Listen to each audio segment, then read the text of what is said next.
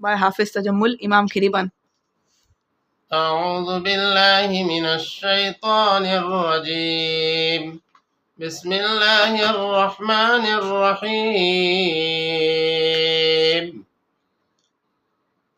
الحمد لله رب العالمين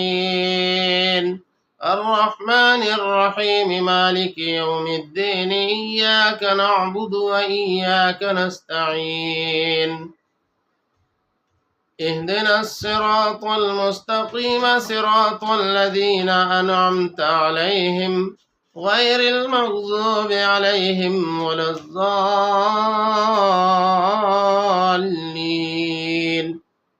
آمين بسم الله الرحمن الرحيم ألف لام ميم ذلك الكتاب لا ريب فيه هدى للمتقين الذين يؤمنون بالغيب ويقيمون الصلاة ومما رزقناهم ينفقون والذين يؤمنون بما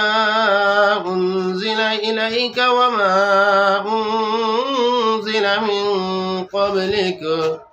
وبالآخرة هم يوقنون أولئك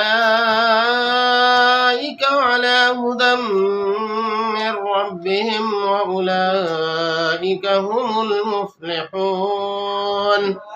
إن الذين كفروا سواء عليهم أأنذرتهم أم لم تنذرهم لا يؤمنون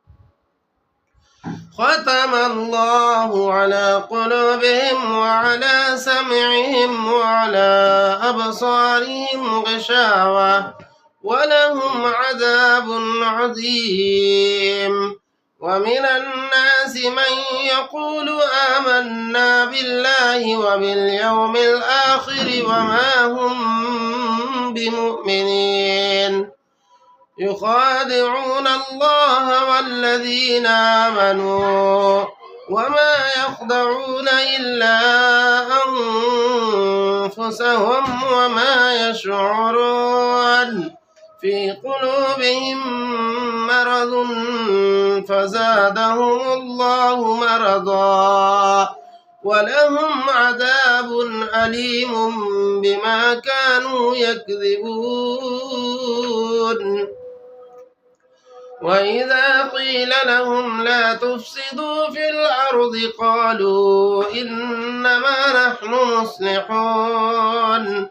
ألا إنهم هم المفسدون ولكن لا يشعرون وإذا قيل لهم آمنوا كما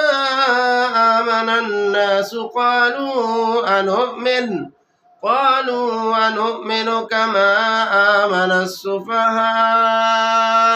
ألا إنهم هم السفهاء ولكن لا يعلمون وإذا لقوا الذين آمنوا قالوا آمنا وإذا خلوا إلى شياطينهم قالوا إنا معكم إنما نحن مستهزئون الله يستهزئ بهم ويمدهم في طغيانهم يعمهون أولئك الذين اشتروا الضلالة بالهدى فما ربحت تجارتهم وما كانوا مهتدين مثلهم كمثل الذي استوقد نارا فلما أضاءت ما حوله ذهب الله بنورهم وتركهم في ظلمات لا يبصرون صم بكم عمي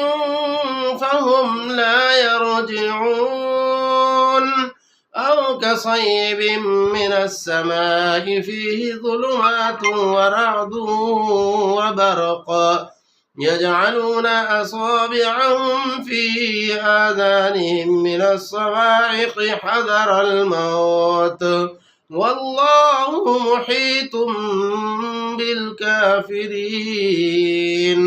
يكاد البرق يخطف أبصارهم كلما